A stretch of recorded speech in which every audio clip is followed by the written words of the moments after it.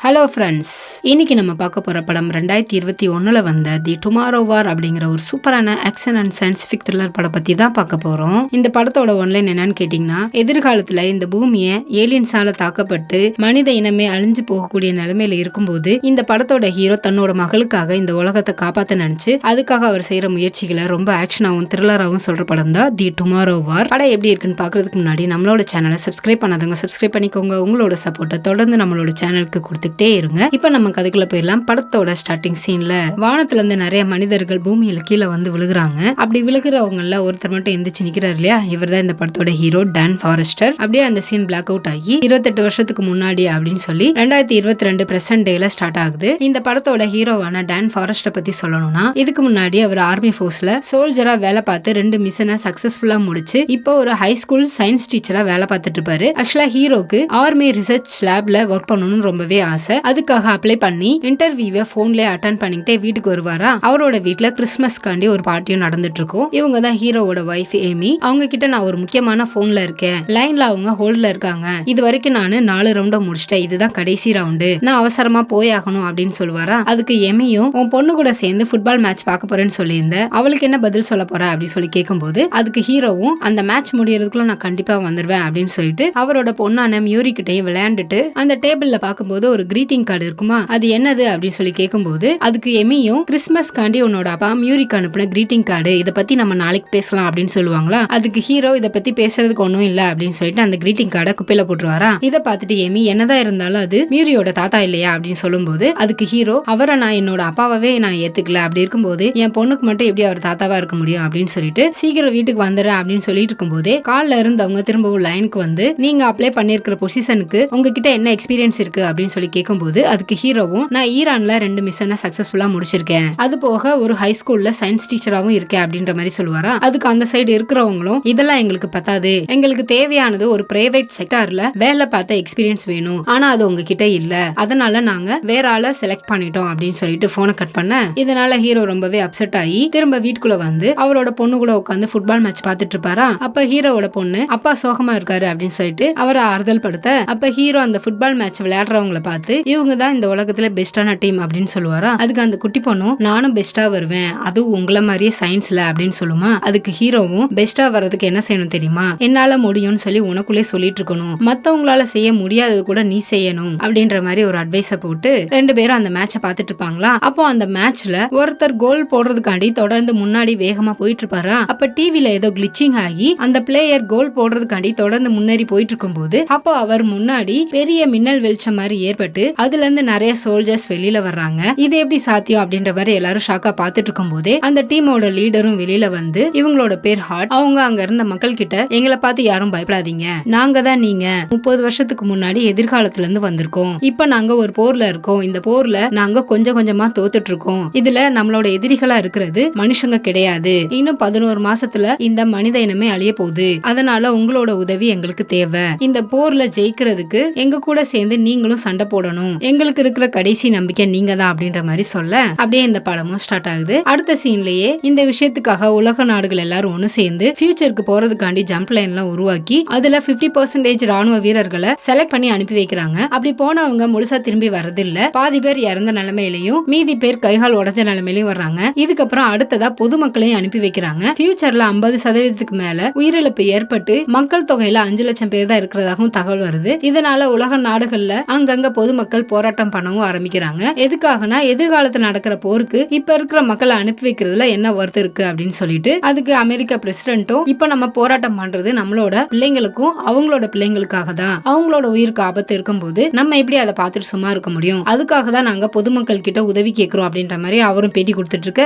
அடுத்ததா ஹீரோ அவரோட கிளாஸ் ஸ்டூடெண்ட்ஸ்க்கு சயின்ஸ் பாடத்தை பத்தி எடுத்துட்டு இருப்பாரா. அங்க இருக்கிற பசங்க எல்லாரும் ஒரு மாதிரி டல்லா மூஞ்சி தூக்கி வச்சிட்டு இருப்பாங்களா. இதை பார்த்துட்டு ஹீரோவும் சரி நம்ம வேற ஏதாவது டாபிக் பத்தி பேசலாமா, எந்த டாபிக் பத்தி பேசலாம் அப்படின்னு சொல்லி அவங்கள பார்த்து கேட்கும்போது அதுல ஒரு பையன் மட்டும் கையத்துக்குவானா. அதை ஹீரோ கண்டுக்காம வேற யாராவது இருக்கீங்களா அப்படின்ற மாதிரி கேட்க ஆனா எல்லாரும் சைலண்டா ஒரு மாதிரியாவே இருப்பாங்களா. அந்த கை தூக்குனால அந்த பையனோட பேர் மார்டின், அவனை தவிர வேற யாருக்கும் எதுவும் பேசுறதுக்கு ஒண்ணும் இல்லையா அப்படின்னு கேட்டுட்டு மார்டின் எப்பவும் எதை பத்தி பேசுவான் அப்படின்னு சொல்லி அங்க கேட்கும்போது அதுக்கு ஸ்டூடெண்ட்ஸும் அவன் பழைய எரிமலைகளை பத்தி தான் பேசுவான் அப்படின்னு சொல்லிட்டு அதனால என்ன பிரயோஜனம் இருக்கு, அது போக எதுக்காக இந்த ஸ்கூலு கிரேடு, எதிர்காலத்துல நம்ம எப்படியும் அழியதான போறோம் அப்படின்ற மாதிரி விரக்தியில பேசுவாங்களா. அதுக்கு ஹீரோவும் ஹீரோவும் அது நடக்க போறது எதிர்காலத்துல, அதுக்கு இன்னும் 30 வருஷம் இருக்கு, மோசமான நிலைமையில தான் நம்ம இருக்கோன்றது எனக்கும் தெரியும், ஆனா இந்த உலகத்துக்கு சயின்ஸ் தேவை, புதுமைக்கு முற்றுப்புள்ளி வைக்க கூடாது, அப்பதான் பிரச்சனைகளை சால்வ் பண்ண முடியும், அதனால சயின்ஸ் ரொம்பவே இம்பார்ட்டன்ட், அதுல நீங்க போக்கஸ் பண்ணுங்க அப்படின்ற மாதிரி அட்வைஸ் போட்டுட்டு இருப்பாரா. அப்ப அவரோட போனுக்கு ஃபியூச்சருக்கு போகணும் அப்படின்ற மாதிரி அலர்ட் வர அடுத்த சீனை ஹீரோ டிராஃப்ட் சென்டருக்கு போகும்போது அங்க இருக்கிறவங்களும் ஹீரோவோட டீடைல்ஸ் எல்லாம் வாங்கிட்டு அவரோட கைய ஒரு மிஷனுக்குள்ள விடும்போது அதுல ஹீரோ இன்னும் 7 வருஷம் தான் உயிரோட இருப்பாரு அப்படின்ற மாதிரி தெரிய வருமா. இத பார்த்துட்டு ஹீரோ கிட்ட நீங்க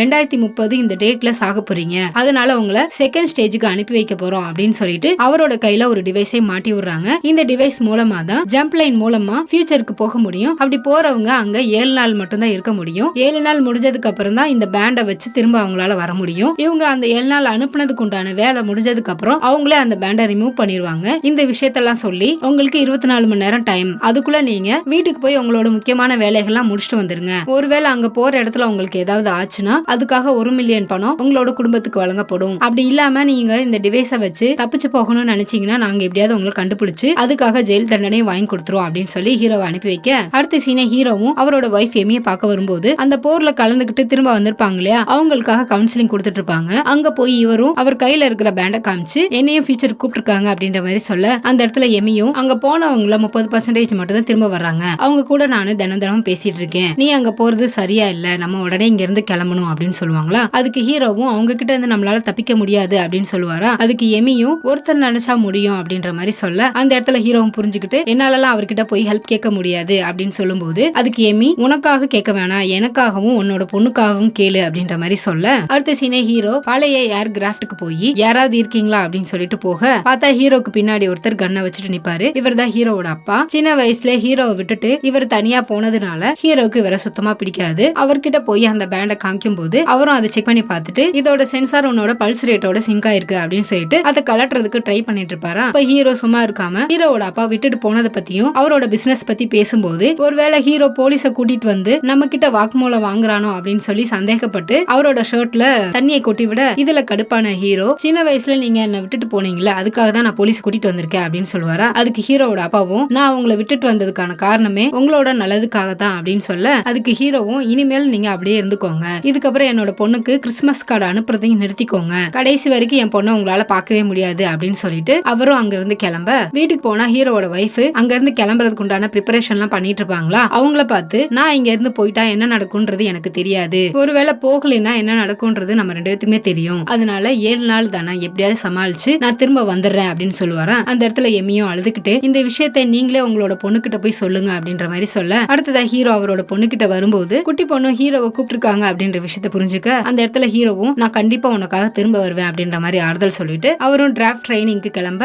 அங்க ஏகப்பட்ட பேர் இவரை மாதிரியே செலக்ட் ஆயிருப்பாங்க. ஒரு பக்கம் இவங்களுக்காண்டி பிரசிடென்ட் மோட்டிவேஷனா பேசிட்டு இருக்க, இன்னொரு பக்கம் ஃபியூச்சருக்கு போனா ஒயிட் ஸ்பைக்க கழுத்துலயும் வயிற்றுலயும் ஷூட் பண்ணா மட்டும்தான் அதை சாகடிக்க முடியும் அப்படின்னு சொல்லிட்டு ஒரு சோல்ஜர் சுட ஆரம்பிக்க இதுல புல்லட்டும் தெரிக்குது, அந்த புல்லட் பட்ட இடமும் தெரிக்குது. இத பார்த்துட்டு எல்லாரும் ஷாக் ஆக அதுக்கப்புறம் லிeutenant ஹார்ட் அப்படின்றவங்க ஸ்பீச் கொடுக்குறாங்க. அதுல இந்த போராட்ட பயணம் உங்களுக்கு 7 நாள் வரைக்கும் நீடிக்கும், இந்த போராட்டம் முடிஞ்சு 7 நாள் கழிச்சு திரும்ப வரும்போது உங்களோட கையில இந்த பேண்ட் இருந்தா மட்டும்தான் நீங்க உயிரோட இருக்கீங்கன்னு அர்த்தம், இந்த பேண்ட் இருந்தா மட்டும்தான் உங்களால திரும்ப இந்த இடத்துக்கு வரவும் முடியும், அங்க போறதுக்கு உங்களுக்கு அடிப்படை பயிற்சிகள் எதுவுமே தேவைப்படாது, அங்க போய் லேண்ட் ஆனதுக்கு அப்புறம் எங்களோட கமாண்டர் உங்களுக்கு என்ன பண்ணணும் அப்படின்றத ஆர்டர் கொடுப்பாங்க, அதை மட்டும் நீங்க ஃபாலோ பண்ணா போதும், உங்கள பாதி பேர் டி ஃபோர்ஸுக்கும் மீதி பேர் ஆர் ஃபோர்ஸ்க்கு போவீங்க, உங்க கையில இருக்கிற பேண்ட் மூலமா நீங்க எந்த ஃபோர்ஸ் போவீங்கன்றது உங்களுக்கு தெரிய வரும் அப்படின்னு சொல்லும்போது அதுல ஹீரோ ஆர் ஃபோர்ஸ்னு வருமா. ஹீரோ கூட இன்னொரு நபர் இருப்பாரு, இவரோட பேரு சார்லி, அவரும் அதே ஆர் ஃபோர்ஸ் தான் அப்படின்ற மாதிரி தெரிய வருமா. அந்த இடத்துல இவங்க 2 பேரும் இன்ட்ரோ ஆயிக்க பின்னாடி ஒருத்தர் டோரியன் சொல்லி இவங்க பேசிட்டு இருக்கிறத பார்த்துட்டு உங்களோட அறிமுகத்தை நிறுத்தி வச்சுட்டு அவங்க என்ன சொல்றாங்கன்றத கவனிங்க அப்படின்ற மாதிரி சொல்ல அடுத்த சீனே ஹீரோவும் சார்லியும் பேசும்போது டோரியன் இதுக்கு முன்னாடி 3 தடவை ஜம்ப் லைனுக்கு போனதாகவும் அங்க போய் ஒயிட் ஸ்பேஸோட நகத்தை எடுத்துட்டு வந்ததுனாலதான் இந்த அளவுக்கு அவர் திமிரா பேசுறாரு அப்படின்ற மாதிரி பேசிட்டு இருப்பாங்களா. ஆக்சுவலா இந்த சார்லியும் ஒரு சயின்டிஸ்ட் தான். இந்த விஷயத்தை ஹீரோ கிட்ட எக்ஸ்பிளைன் பண்ணிட்டு இவங்க 2 பேரும் ஃப்ரெண்ட்ஸ் ஆயிக்கிறாங்க. அதுக்கப்புறம் அங்க லிeutenant ஹார்ட் வந்து இந்த ஆர் ஃபோர்ஸ்ங்கிறது ஒரு ரிசர்ச் சென்டர், நாங்க ஃபியூச்சர்ல உருவாக்கி வச்சிருந்த ரிசர்ச் சென்டர்ல நீங்க ஜாயின் ஆயிக்குவீங்க, உங்களோட வேலை உங்களோட அறிவையும் திறமையும் அவங்களுக்கு தகுந்த மாதிரி மாத்திக்கிட்டு எங்களை அழிவுல இருந்து காப்பாத்தணும் அப்படின்னு சொல்லும் போது அதுக்கு அங்க இருந்த லேடியும் போருக்கு முன்னாடியே நாங்க ஜம்ப் பண்ணி வந்துட்டா அப்படின்னு சொல்லி கேட்கும்போது அதுக்கு அவங்களும் ஜம்ப்லிங் அந்த மாதிரி எல்லாம் வேலை செய்யாது அப்படின்னு சொல்லிட்டு இந்த ஜம்ப்லிங்க சமுத்திரத்துக்கு நடுவுல ஒரு பாதுகாக்கப்பட்ட இடத்துல நாங்க உருவாக்கி வச்சிருக்கோம், அந்த ஜம்ப்லிங்க் மூலமா தான் உங்களோட கையில இருக்கிற டிவைஸும் வேலை செய்யுது, நேரம் எப்பவும் ஒரே மாதிரி தான் வேலை செய்யும். அந்த ஜம்ப் லிங்க 2 டிராஃப்ட்ஸா 30 வருஷம் வித்தியாசத்துல நாங்க உருவாக்கி வச்சிருக்கோம். அதுக்குள்ள நீங்க ஜம்ப் பண்ணி மாறிக்கலாம் அப்படின்னு சொல்லும்போது அதுக்கு சார்லியும் இது மாதிரி ஜம்ப் லிங்க நீங்க நிறைய உருவாக்கலாமே அப்படின்னு சொல்லி கேட்கும்போது அதுக்கு அவங்க இந்த ஜம்ப் லிங்க உருவாக்குறதுக்கு நாங்க ரொம்பவே கஷ்டப்பட்டோம். அது மட்டும் இல்லாம நாங்க இருக்கிற சிச்சுவேஷன்ல இது மாதிரி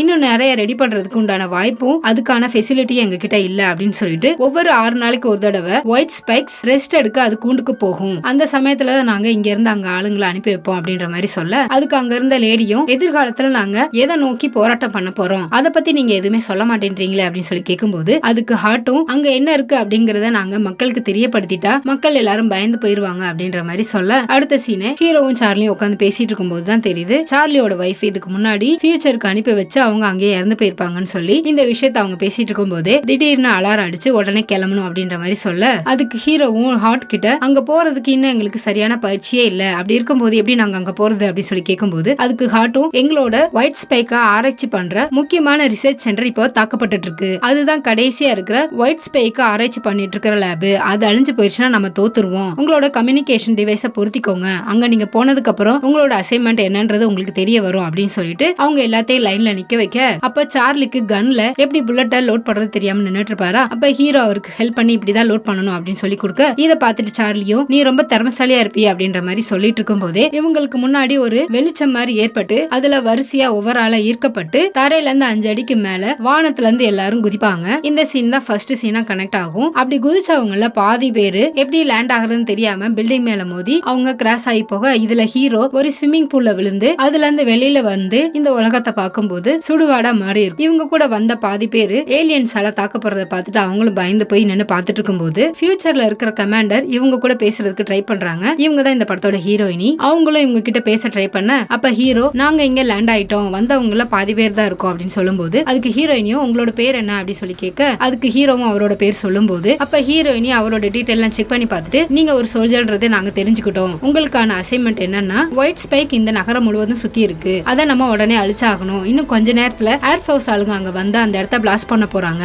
அதுக்குள்ள நீங்க எங்களோட ரிசர்ச் ஆளுங்க கொஞ்சம் பேர் அங்க மாட்டிட்டு இருக்காங்க. அவங்கள எப்படியா ரெஸ்கியூ பண்ணி கூட்டிட்டு வரணும். இதுதான் உங்களுக்கான அசைன்மெண்ட் அப்படின்ற மாதிரி சொல்ல அதை ஹீரோ ஏத்துக்கிட்டு அங்க இருந்து அவங்கள வெளியில கூட்டிட்டு வந்து அதுல இருந்து 2 பேத்த மட்டும் ஒரு தெருவோட முனையில அந்த சைடு என்ன இருக்கு அப்படின்ற மாதிரி செக் பண்ண சொல்ல அவங்களும் அந்த சைடு போய் பார்த்துட்டு அங்க எதுவும் இல்லை அப்படின்ற மாதிரி சொல்லும் போது இவங்களும் அதை ஃபாலோ பண்ணி போக ஆரம்பிக்க அப்படி போகும்போது அங்க என்ன இருக்குன்னு தெரியாம ஒரு பயத்தோடையும் ஒரு குழப்பத்தோடையும் தான் போவாங்க. அப்ப ஹீரோயின் கிட்ட இங்க இருக்கிறவங்க எல்லாருமே இறந்து போன நிலைமையில இருப்பாங்க. உங்க ஆளுங்களும் உயிரோட தான் இருப்பாங்களா அப்படின்னு சொல்லி கேட்கும்போது அதுக்கு ஹீரோயினியும் அங்க ரிசர்ச் டீம் மட்டும் தான் இருப்பாங்க. மத்தவங்க எல்லாத்தையும் நாங்க வெளியே அனுப்பி வச்சிட்டோம் அப்படின்னு சொல்ல இப்படி அவங்க தொடர்ந்து போயிட்டே இருக்கும்போது டோரியன் இறந்து போன சோல்ஜர்ஸ் கிட்ட இருந்து புல்லட் எல்லாம் எடுத்து வச்சிட்டு இருப்பாரா. இதை பார்த்துட்டு ஹீரோ உனக்கும் உன்னோட டீமுக்கும் தான் அடுத்து என்ன நடக்க போகுதுன்றது தெரியும். அதனால உன்னோட உதவி எங்களுக்கு தேவை அப்படின்னு சொல்லி கேட்கும்போது அதுக்கு டோரியனும் உன்னோட ஃப்ரெண்ட்ஸை காப்பாத்தணும்னா அதுக்கு முதல்ல நீ உயிரோட இருக்கணும் அதை தெரிஞ்சுக்கோ அப்படின்னு சொல்லிட்டு இவங்களும் அந்த பில்டிங்குள்ள நுழையும் போது 2 பேத்த மட்டும் வெளியில காவலுக்கு நிக்க வச்சுட்டு உள்ள உயிரோட இருக்கிறவங்கள தேடி போகும்போது அப்ப டோரியன் அங்க இருந்த ஒரு ஏலியன் இறந்து போய் கிடக்குமா அதோட நகத்தை கையில எடுத்து வச்சுக்குவாரு. இதை பார்த்துட்டு மத்தவங்க இவன் என்ன பண்ணிட்டு இருக்கா அப்படின்ற மாதிரி யோசனை பண்ணிட்டு இருக்க அப்போ ஒருத்தர் ஹீரோ கூப்பிட்டு இங்க பாருங்க அப்படின்னு சொல்லும் போது ஹீரோவா அந்த இடத்த பார்த்தா அந்த லேப்ல இருந்தவங்க எரிஞ்சு போன நிலைமையில இருப்பாங்களா. இந்த விஷயத்த ஹீரோயினி கிட்ட இன்ஃபார்ம் பண்ணும்போது ஹீரோயினியும் பக்கத்து லேப்ல இருக்கிற ஃப்ரீசர் சென்டருக்கு உடனே போங்க.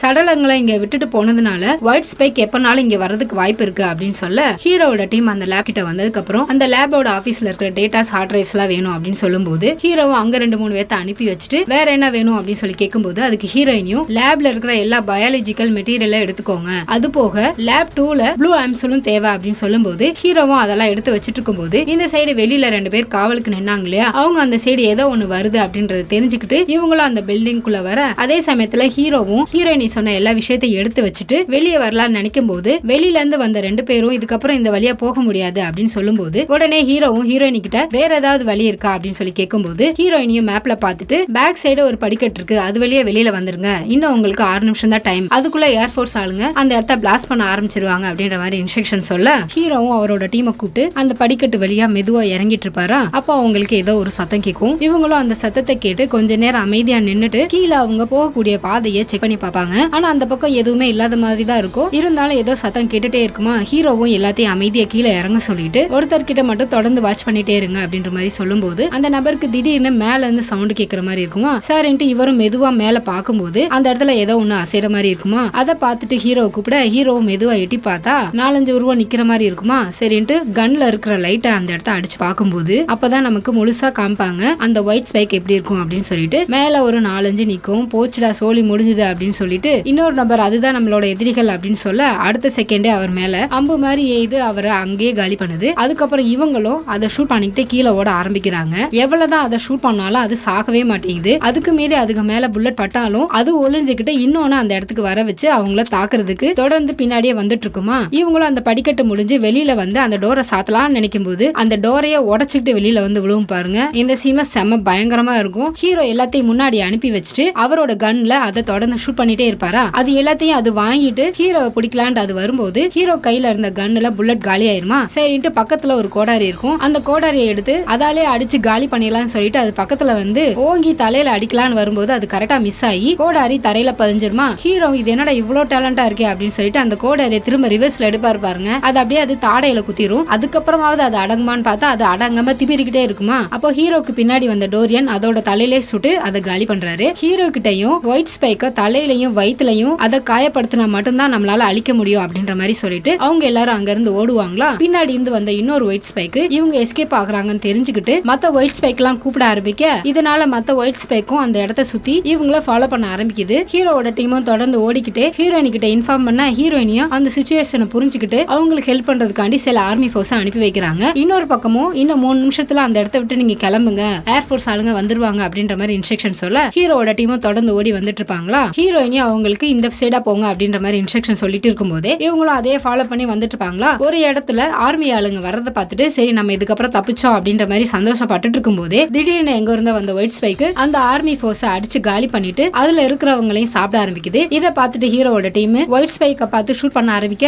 அதுக்குள்ள இவங்க மேல பதில் தாக்குதல் பண்ண ஆரம்பிக்குது. அதே சமயத்துல ஏர்ஃபோர்ஸ் ஆளுங்களும் வந்துருவாங்களா. ஹீரோயினி உடனே அங்க இருந்து கிளம்புங்க அப்படின்ற மாதிரி இன்ஸ்ட்ரக்ஷன் சொல்ல அந்த இடத்துல ஹீரோவும் அது ஈஸியான காரியம் இல்ல அப்படின்னு சொல்லிக்கிட்டு அவரை நோக்கி ஒரு ஒயிட் ஸ்பைக்கு ஓடி வருமா. ஹீரோ அதை தொடர்ந்து ஷூட் பண்ணி அந்த இடத்துல அதை காலி பண்றாரு. அதுக்கப்புறம் வந்த ஏர்ஃபோர்ஸ் ஆளுங்களும் அந்த இடத்த கொஞ்சம் கொஞ்சமா பிளாஸ்ட் பண்ணிட்டே வருவாங்களா. இதை பார்த்து ஹீரோவும் அவங்க டீம் கிட்ட சீக்கிரமா இங்க இருந்து போகணும் அப்படின்னு சொல்லிட்டு ஒரு பில்டிங் மேல ஏறி எஸ்கேப் ஆயிட்டு இருக்கும் போது இவங்க கூட வந்தவங்கள 2 பேர் கீழே விழுந்துருவாங்களா. அவங்கள காப்பாத்தணும்னு சொல்லி ஹீரோவும் மத்த ஆளுங்களும் உள்ள குதிச்சு அவங்கள காப்பாத்த முயற்சி பண்ணும்போது இவங்க இருக்கிற இடத்தை நோக்கி ஒயிட் ஸ்பைக் எல்லாம் வர ஆரம்பிச்சிருமா. இந்த சைடு ஹீரோயினியும் அங்க இருந்து உடனே கிளம்புங்க அப்படின்ற மாதிரி ஹீரோ கிட்ட சொல்லிட்டு இருக்க இதை பார்த்துட்டு கீழே விழுந்த அந்த 2 பேரும் நாங்க இதுக்குள்ள சமாளிச்சுக்கிறோம், நீங்க எப்படியா தப்பிச்சிருங்க அப்படின்னு சொல்லிட்டு இவங்க 2 பேரும் வந்த ஒயிட் ஸ்பைக்கை சமாளிச்சுட்டு இருக்க ஹீரோவும் கூட 4-5 பேர் சேர்ந்து அந்த டனலை விட்டு வெளியில வர்றதுக்கும் மேல இருந்து ஏர்ஃபோர்ஸ் ஆளுங்க அந்த இடத்த பிளாஸ்ட் பண்றதுக்கும் கரெக்டா இருக்கும். அப்படியே பிளாக் அவுட் ஆகி ஹீரோ திரும்ப கண்ணு முடிச்சு பார்க்கும்போது ஆர்மி மெடிக்கல் கேம்ப்ல இருப்பாரு. அதே இடத்துல தான் சார்லியும் இருப்பாரா. 2 பேர் சேர்ந்து வெளியில வரும்போது இவங்க இருக்கிற இடத்துல ஃபுல்லாவே ஆர்மி ஆளுங்க தான் இருப்பாங்க. அந்த சைடு டோரியன் உட்காந்துப்பாரா. அவர்கிட்ட போய் நம்ம கூட வந்த மிச்ச பேர்லாம் எங்க அப்படி சொல்லி கேட்கும்போது அதுக்கு டோரியனும் அங்க சில பாக்ஸஸ் இருக்குமா இங்க இருக்காங்க அப்படின்ற மாதிரி சொல்லிட்டு நீ அந்த இடத்துல குதிக்காம இருந்திருந்தா இவங்களுக்கு அந்த நிலைமை ஏற்பட்டிருக்காது அப்படின்னு சொல்லும்போது அதுக்கு ஹீரோவும் நம்ம இங்க வந்ததே மக்களோட உயிரை காப்பாத்த தானே, அதைத்தானே நம்ம செஞ்சோம் அப்படி சொல்லி கேட்கும்போது அதுக்கு டோரியனும் நம்ம இங்க எவ்வளவுதான் போராடினாலும் அது எல்லாமே வேஸ்ட் தான், உனக்கே தெரியும்ல இங்க இருக்கிற சிச்சுவேஷன் எப்படி இருக்குன்னு சொல்லி நான் இங்க 3 தடவை இந்த இடத்துக்கு வந்திருக்கேன் அப்படின்னா எனக்கு கேன்சர் இருக்கு, எங்க செத்தாலும் எனக்கு சாவு நிச்சயம், அதை நானு வீட்டுல சாக விரும்பல, இங்க வந்து சாகலான்னு சொல்லிதான் நான் இங்க வந்திருக்கேன் அப்படின்னு சொல்லி இவங்க எல்லாரும் பேசிட்டு இருப்பாங்களா. அப்ப அந்த சைடா வந்த 2 சோல்ஜர்ஸ் ஹீரோவை கூப்பிட்டு எங்க கமாண்டர் உங்களை பார்க்க வர சொன்னாங்க, மத்த 2 பேத்தையும் திரும்ப நாங்க டிப்ளாய் பண்ண போறோம் அப்படின்னு சொல்லும்போது அந்த இடத்துல சார்லியும் திரும்பலாம் என்னால போக முடியாது அப்படின்னு சொல்லும்போது அந்த இடத்துல ஹீரோவும் சார்லிக்கு ஆறுதல் சொல்லி டோரியன் கிட்ட நீ தான் சார்லியை பாத்துக்கணும் அப்படின்ற மாதிரி சொல்லிட்டு ஹீரோயின் கிட்ட போய் நான் தான் டான் ஃபாரஸ்டர் அப்படின்னு சொல்லி இன்ட்ரோ ஆயிக்க அதுக்கு ஹீரோயினியும் நீங்க எங்க டீமை கண்டுபிடிச்சதுக்கும் ஆப்சல்ஸ் எல்லாம் கரெக்டா கொண்டு வந்துட்டீங்க, அதுக்காக ரொம்பவே நன்றி அப்படின்ற மாதிரி சொல்லிட்டு இருப்பாங்களா. அப்போ அந்த சைடா வந்த ஒரு சோல்ஜர் கர்னல் ஃபாரஸ்டர் அப்படின்னு சொல்லி ஹீரோயினியை கூப்பிடுவாங்களா. உடனே அந்த இடத்துல ஹீரோ நான் கர்னல் கிடையாது அப்படின்னு சொல்லுவாரா. அதுக்கு ஹீரோயினியும் நான் பேசிக்கிறேன் அப்படின்னு சொல்லி அந்த சோல்ஜரை அனுப்பி வச்சுட்டு ஹீரோவும் கர்னல் ஃபாரஸ்டர் அப்படின்னு சொன்ன ஹீரோயினுக்கு ஒரு சல்யூட்டை வச்சுட்டு பாஸ்ட் லைஃப்ல நானும் ஒரு கர்னலா இருந்திருக்கேன் அப்படின்னு சொல்லிட்டு நீங்க எந்த இடத்தை சேர்ந்தவங்க அப்படின்னு சொல்லி ஹீரோயினை பார்த்து கேட்கும்போது அப்ப ஹீரோயினியும் நான் உங்க குடும்பத்தை சேர்ந்தவதா அப்படின்ற மாதிரி சொல்ல ஹீரோ ஒரு செகண்ட் அவங்கள ஊத்து பார்த்துட்டு மியூரியானி அப்படின்னு சொல்லி கேட்க ஆக்சுவலா ஹீரோயினி ஹீரோவோட பொண்ணு, ஹீரோயினியும் ஆமா அப்படின்னு சொல்லுவாங்களா. இதை கேட்டவுடனே அந்த இடத்துல ஹீரோக்கு ஒரு விதமான பெருமையும் கூடவே ரொம்பவே சந்தோஷமாவும் இருக்கும். அந்த சந்தோஷத்துல ஹீரோயினியை ஹக் பண்ணலான்னு வருவாரா. அந்த இடத்துல ஹீரோயினி இதுக்கெல்லாம் நமக்கு இப்ப டைம் கிடையாது, இந்த உலகத்துல மொத்தமே 5 லட்சம் மக்கள் தான் இருக்காங்க, அதனால பொறுப்புகள் ஜாஸ்தியா இருக்கு அப்படின்னு சொல்ல உடனே ஹீரோவும் நீ எப்பவும் சயின்ஸ் தானே இன்ட்ரெஸ்ட்னு சொன்ன, எப்படி நீ இந்த ஆர்மில வந்து சேர்ந்த அப்படின்னு சொல்லும்போது அதுக்கு ஹீரோயினியும் உண்மைதான், இந்த ஏர்ஃபோர்ஸை உருவாக்குனதே நான் தான் இங்க லீட் ரிசர்ச்சர், அது போக பயோடெக்னாலஜில PhD பண்ணிருக்கேன், அதுவும் MITல அப்படின்னு சொல்லுவாங்களா. இதை கேட்டவன ஹீரோக்கு ரொம்பவே பெருமையாவும் அதே சமயத்துல தான் ஆசைப்பட்டதை தன்னோட பொண்ணு சாதிச்சிட்டா அப்படின்ற சந்தோஷமா அவரோட முகத்துல இருக்கும். இந்த சீன்ல தன்னோட பொண்ணு எந்த அளவுக்கு வளர்ந்து இவ்வளவு தூரம் உயரத்துல இருக்கா அப்படின்றத ஒரு அப்பா முன்கூட்டியே தெரிஞ்சுக்கும் போது அவரோட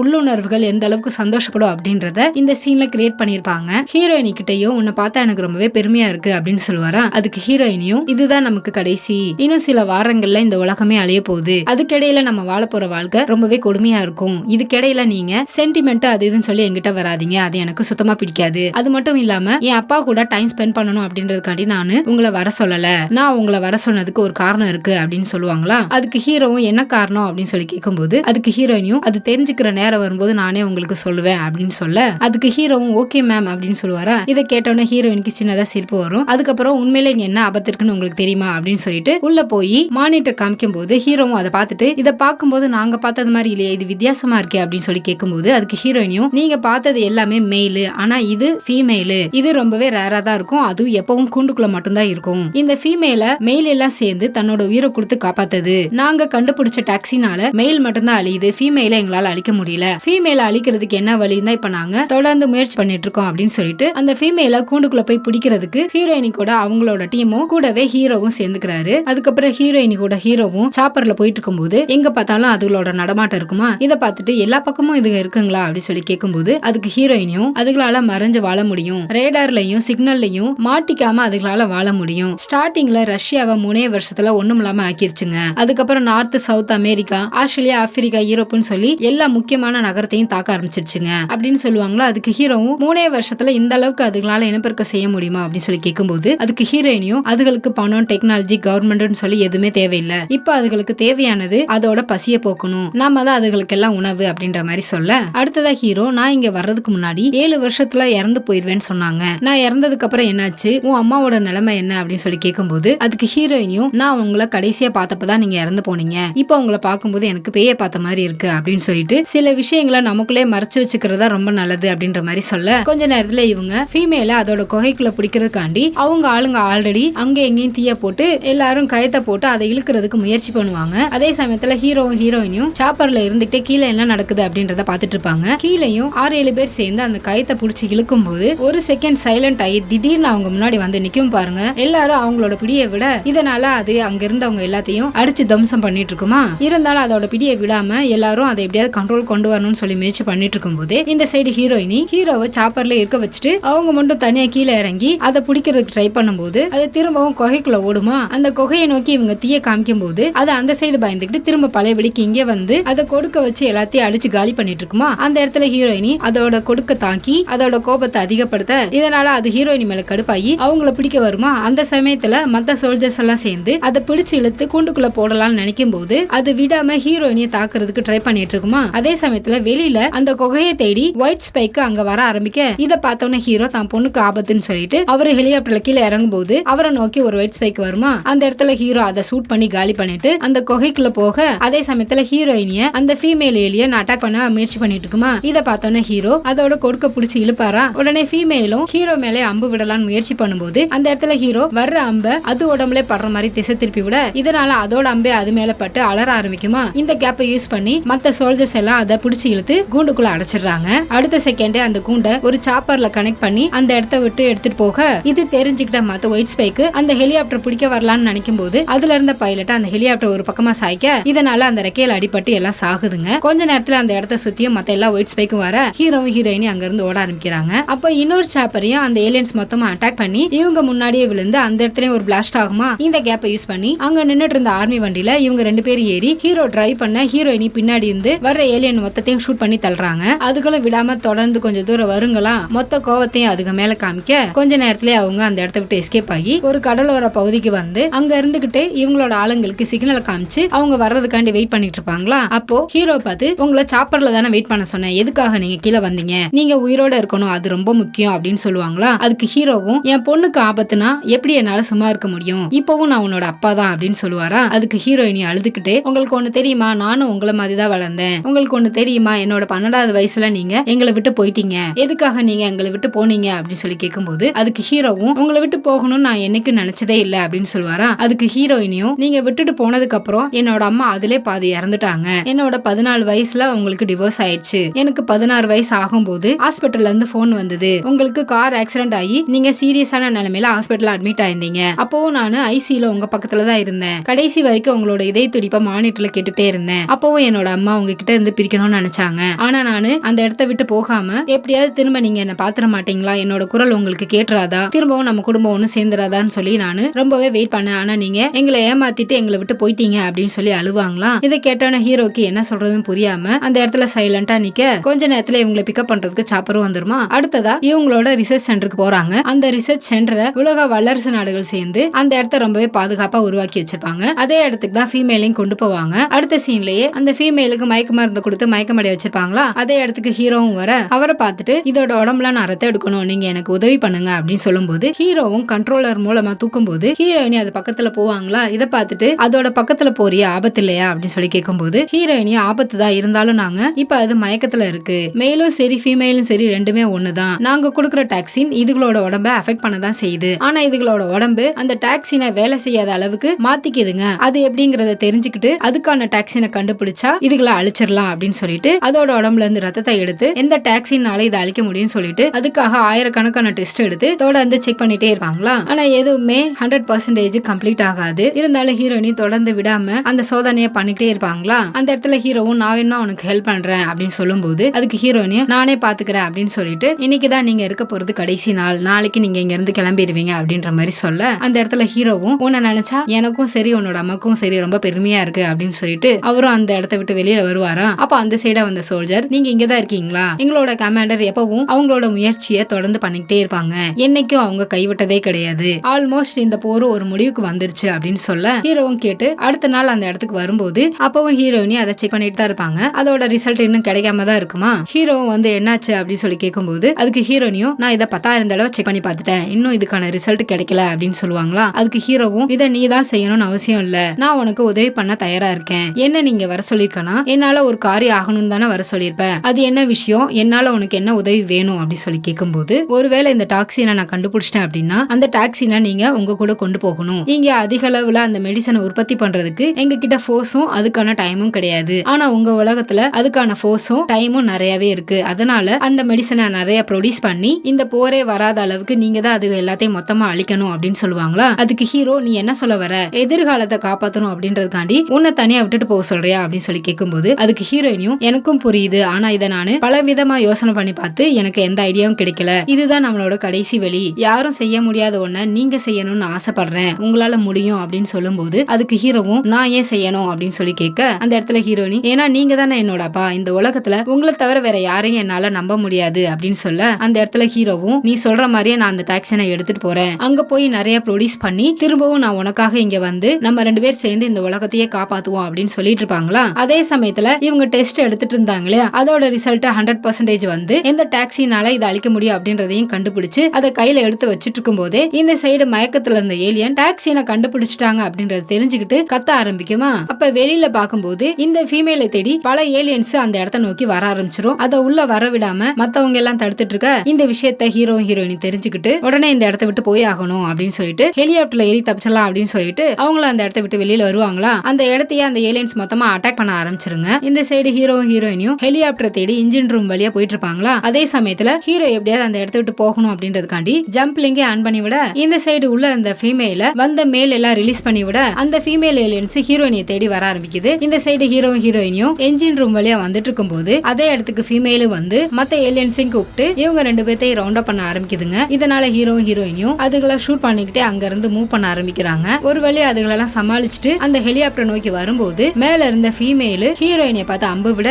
இதனால ஹீரோயினி அடிபட்டு கீழே விழுக பின்னாடியே ஹீரோவும் கீழே இறங்கி அவங்கள தூக்கிட்டு நடக்க ஆரம்பிக்க ஆனா இதுக்கு இடையிலே அவங்க போக இருந்த ஹெலிகாப்டர் ஏலியன்ஸ் அட்டாக் பண்ண ஆரம்பிச்சதுங்க. வேற ஹெலிகாப்டர் தேடி திரும்பவும் இவங்க போக ஆரம்பிக்க அப்ப அந்த சைடா எரிஞ்ச நிலைமையில வந்த ஒரு கப்பல் இவங்க இடத்த நோக்கி மோத ஆரம்பிக்க இதனால அந்த இடமும் கிராஷ் ஆக ஆரம்பிக்குது. அதே சமயத்துல ஹீரோயினியால நடக்க முடியாம அந்த இடத்துல உட்கார ஹீரோவும் அவங்களை எப்படியாவது இங்க இருந்து கூட்டிட்டு போகணும்னு சொல்லி எவ்வளவு ட்ரை பண்ணி பாப்பாரு. ஆனா ஹீரோயினியா இதுக்கப்புறம் எல்லாம் முடிஞ்சிருச்சு, என்ன இங்க விட்டுட்டு போறதா உங்களுக்கு நல்லது அப்படின்னு சொல்ல அந்த இடத்துல ஹீரோவும் போக மனசு இல்லாம கொஞ்ச நேரம் இப்படியே இருக்கலாம் அப்படின்னு சொல்லி பேசும்போது அப்ப ஹீரோயினி என்ன மன்னிச்சிருங்க, அன்னைக்கு நானு ஏதோ ஒரு கோவத்துல உங்ககிட்ட பேசிட்டேன், அதுக்காக என்ன மன்னிச்சிருங்க, உங்களை திரும்ப பார்த்ததுல எனக்கு ரொம்பவே சந்தோஷம், சின்ன வயசுல நான் உங்களை எப்படி பார்த்தனோ அதே முகத்தோடயே இருக்கீங்க அப்படின்னு ஃபீல் பண்ணி சொல்லிக்கிட்டே அவங்க வச்சிருந்த டாக்ஸினை ஹீரோ கையில கொடுத்து கொடுத்து நீங்க இங்க இருந்து போய்தான் ஆகணும்னு சொல்ல அதுக்கு ஹீரோவும் உன்னை விட்டு போக முடியாது அப்படின்னு சொல்லுவாரா. அதுக்கு ஹீரோயினியும் நீங்க போய்தான் ஆகணும், நாங்க எல்லாரும் சாக போறது உறுதி, இது நடக்காம நீங்க தான் பாத்துக்கணும் அப்படின்னு சொல்ல அதே சமயத்துல அந்த ஃபீமேல் ஏலியனும் வந்து ஹீரோயினியை பிடிச்சு இழுக்க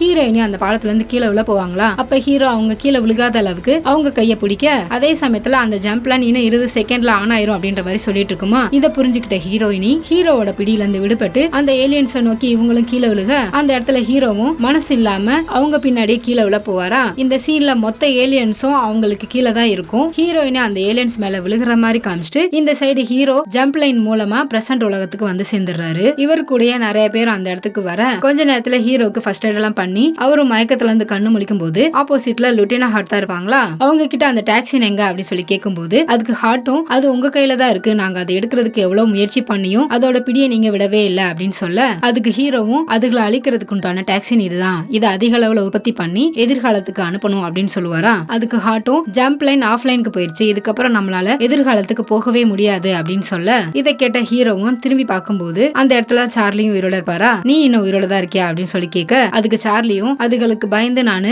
மறைஞ்சிருந்தேன் அப்படின்னு சொல்லுவாரா. என்னதான் ஹீரோ நிகழ்காலத்துக்கு வந்திருந்தாலும் அவரோட பொண்ணு எதிர்காலத்துல அவர் முன்னாடி இறந்ததை நினைச்சு இன்னும் ஒரு அதிர்ச்சியில தான் இருப்பாரா. அதே அதிர்ச்சியோட தான் வெளியிலயும் வருவாரா. அங்கதான் அவரோட ஒய்ஃப் இருப்பாங்க. இருந்தாலும் ஹீரோக்கு கை நடுக்க மட்டும் குறையாம இருக்குமா. அடுத்ததா வீட்டுக்கு வந்து அவரோட பொண்ணை பார்த்ததுக்கு அப்புறம் தான் அவருக்கு கொஞ்சம் ரிலாக்ஸா ஆகும். அவரோட பொண்ணை கட்டி பிடிச்சு ஆறுதல் படுத்திக்க அடுத்ததா நைட்டு ஹீரோ தூங்க முடியாம அவரோட பொண்ணைய உட்காந்து பாத்துட்டு இருப்பாரா. அப்ப எமி வந்து ஹீரோ பார்த்து என்னாச்சு அப்படின்னு சொல்லி கேட்கும்போது அதுக்கு ஹீரோவும் ஃபியூச்சர்ல நானு நம்மளோட பொண்ணை பார்த்தேன், அவ அங்க ஒரு சயின்டிஸ்ட், அது மட்டும் இல்லாம ரொம்பவே ஸ்மார்ட், நாங்க 2 பேர் சேர்ந்து ஒன்னா வேலை பார்த்தோம், அதுங்களை அழிக்கிறதுக்கு அவ ஒரு மருந்தை கண்டுபிடிச்சா, அது முழுசா செயல்படுறதுக்குள்ள எல்லாமே கையை விட்டு போயிருச்சு, இப்ப என்கிட்ட சொல்யூஷன் இருக்கு, ஆனா அதை என்னால பயன்படுத்த முடியாது, அதுக்கான வழியை நம்ம கண்டுபிடிக்கணும் அப்படின்னு ஃபீல் பண்ணி சொல்ல அந்த இடத்துல எமியும் நம்ம 2 பேர் சேர்ந்து அந்த வழியை கண்டுபிடிக்கலாம் அப்படின்னு சொல்லிட்டு அதுக்கு முதல்ல எந்த இடத்துல அட்டாக் பண்ணுச்சுங்க அப்படின்னு சொல்லி கேட்கும்போது அதுக்கு ஹீரோவும் 2048 ரஷ்யால தான் முதல் அட்டாக் நடந்தது அப்படின்னு சொல்லுவாரா. அதுக்கு எமியும் அதுக வெளியில வரும்போது நம்ம ஒரு படையோட இருந்து அதை தாக்குதல் பண்ணா அதுகளை முழுசா அழிக்க முடியும்ல அப்படின்ற மாதிரி சொல்ல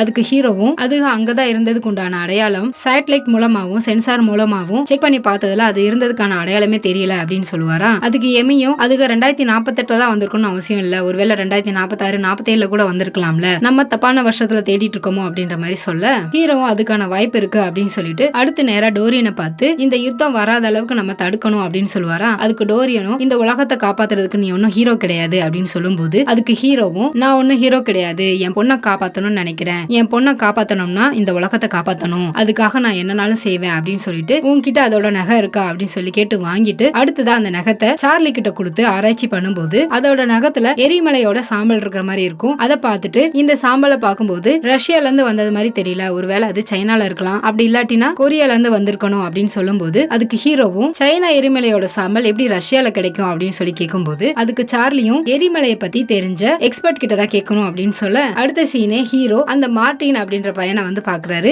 அவன் கிட்ட நான் கேட்கிற கேள்விக்கு நீ பதில் சொல்லிட்டேன்னா இந்த உலகத்தையே உன்னால காப்பாற்ற முடியும் அப்படின்னு சொல்லிட்டு நார்தன் ரஷ்யால கால் வச்ச ஜீவராசியோட நகத்துல சைனா இல்லைன்னா கொரியாவோட எரிமலையோட சாம்பல் எப்படி வந்திருக்கும் அப்படின்னு சொல்லி கேட்கும்போது அதுக்கு மார்டினும் 946 சைனா கொரியா பார்டர்ல ஒரு எரிமலை வெடிச்சது, அதோட சக்தி 1000 வெடிகுண்டு வெடிச்சதுக்கான பவர் இருந்தது, இந்த உலகத்தோட பாதி இடத்துல அதோட சாம்பல் விழுந்திருக்கு, இப்ப கூட ஐஸ் கட்டிக்கு நடுவுல அதோட சாம்பல்களை பார்க்க முடியும் அப்படின்னு சொல்லும்போது அதுக்கு ஹீரோவும் ரஷ்யால அந்த சாம்பல் எங்க விழுந்திருக்கு அப்படின்றத உன்னால சொல்ல முடியுமா அப்படின்னு சொல்லி கேட்க அதுக்கு மார்டினும் இன்டர்நெட்ல செக் பண்ணி பார்த்து ஒரு இடத்த காமிச்சு இந்த இடத்தை தான் ஆராய்ச்சியாளர்கள் ஆராய்ச்சி பண்றதுக்காண்டி 400 மீட்டர் டிஸ்டன்ஸ்ல ஹோல் போட்டு ஆராய்ச்சி பண்ணும்போது 946ல வெடிச்ச எரிமலையோட சாம்பல்கள் கிடைச்சிருக்குன்னு சொல்லியிருக்காங்க அப்படின்னு சொல்ல உடனே டோரியன் அப்பனா 1000 வருஷம் பணியை அதுக தோண்டி உள்ள போயிருக்கா அப்படின்னு சொல்லி கேட்கும்போது அதுக்கு ஹீரோவும் அதுக தோண்டி உள்ள போகல, பூமியில இருந்து தான் மேல் நோக்கி வந்திருக்கு, அதனால தான் அதுக்கான பாதிப்பு நமக்கு வெளியில தெரியல, அது மட்டும் இல்லாம இன்னமும் அதுங்க அங்கதான் இருக்கு அப்படின்ற மாதிரி சொல்லிட்டு அடுத்ததா பிரசிடென்ட போய் பார்த்து அதுங்க ரஷ்யால தான் இருக்கு, அது எங்கன்னு கண்டுபிடிச்சு அதை நம்ம உடனே அழிக்கணும் அப்படின்னு சொல்ல அதுக்கு பிரசிடென்ட்டும் இப்பெல்லாம் நம்ம அங்க போக முடியாது, எல்லா உலக நாடும் அதோட எல்லையை கட்டுப்படுத்தி வச்சிருக்காங்க,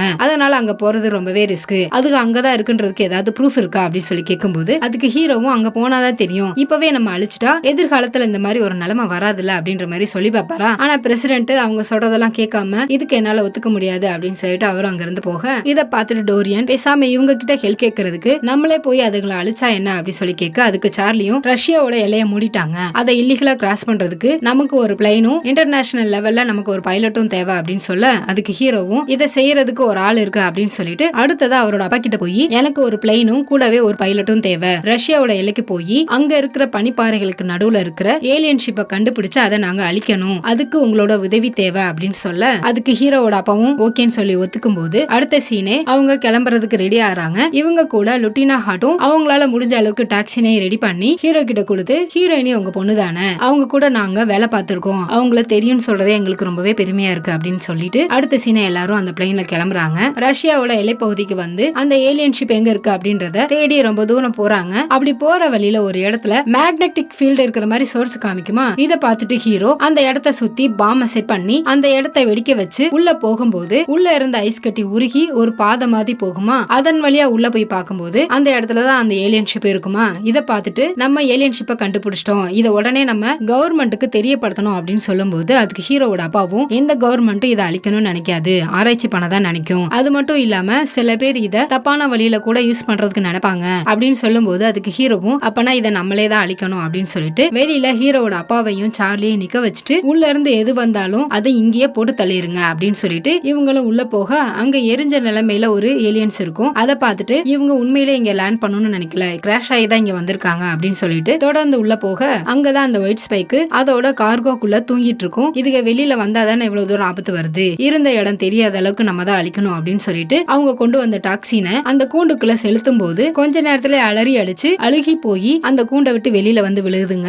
இதை பார்த்துட்டு ஹீரோவும் டாக்ஸி நல்லா வேலை செய்யுது அப்படின்னு சொல்லிட்டு அடுத்ததா போக ட்ரை பண்ணும்போது அந்த இடத்துல இதுகளோட அலறல் சத்தம் கேட்டு மத்த ஏலியன்ஸ் எல்லாம் வெளியில வந்து விழுக இதனால ஹீரோவோட டீம் அதுகளை ஷூட் பண்ண ஆரம்பிக்கும் போது அதுல ஒரு 2 மட்டும் வெளியில வருமா. இந்த விஷயத்தை ஹீரோவோட அப்பா கிட்ட ஹெட்போன் மூலமா தெரியப்படுத்தும் போது ஹீரோவோட அப்பாவும் ஷூட் பண்றதுக்காண்டி தயாரா இருப்பாரா. அப்படி இந்த சைடு உள்ள லுட்டினா ஹாட்டும் டோரியனும் ஹீரோ பார்த்து நீ முதல்ல இங்க இருந்து கிளம்பு, இந்த இடத்தை விட்டு அதுக்கு போறதுக்குள்ள எப்படியாவது அழிச்சிரு, நாங்க இங்க இருந்து பாத்துக்கிறோம் அப்படின்னு சொல்லி ஹீரோ கிட்ட டோரியன் அவர் கையில வச்சிருந்த நகத்தை இதை என்னோட ஞாபகமா நீ வச்சுக்கோ, போய் உன்னோட பொண்ணை காப்பாத்து அப்படின்னு சொல்லி ஹீரோ அனுப்பி வைக்க இந்த சைடு வெளியில ஒரு 3 ஏலியன்ஸ் வருமா. இதை பார்த்துட்டு ஹீரோவோட அப்பாவும் சார்லியும் ஷூட் பண்ண போலான்னு நினைக்கும் போது சார்லியோட கன்னுல புல்லட் வேலை செய்யாம போகுமா. அதை எப்படி லோட் பண்றதுன்னு தெரியாம அவர் முழிச்சிட்டு இருக்கும் போது இந்த சைடு ஹீரோட அப்பா வந்த ஏலியன்ஸ் அட்டாக் பண்ணிட்டு இருக்கும் போதே 2 ஏலியன்ஸ் அவர் காலி பண்றாரு. மிச்சம் இருந்த ஒண்ணு அவரை நோக்கி வரும்போது அந்த இடத்துல சார்லி ஒரு ரம்பத்தை வச்சு அதோட தலையிலே அறுக்க ஆரம்பிக்க இதனால அந்த ஏலியனும் காலியாகுது. அந்த ஏலியன் ஷிப்ல ஏகப்பட்ட ஏலியன்ஸ் இருக்குமா, ஒவ்வொன்னா அதோட கூண்டை விட்டு வெளியில வர ஆரம்பிச்சிருமா. அந்த இடத்துல லுட்டினா ஹாட்டும் டோரியனும் ஆல்ரெடி அந்த இடம் ஃபுல்லா பாம்ப செட் பண்ணி வச்சிருப்பாங்களா, இதுகளை அழிக்கணும்னா பாம வெடிக்க வைக்கணும் அப்படின்னு சொல்லிட்டு அந்த பாம ஆக்டிவேட் பண்ணி அதை வெடிக்க வைக்க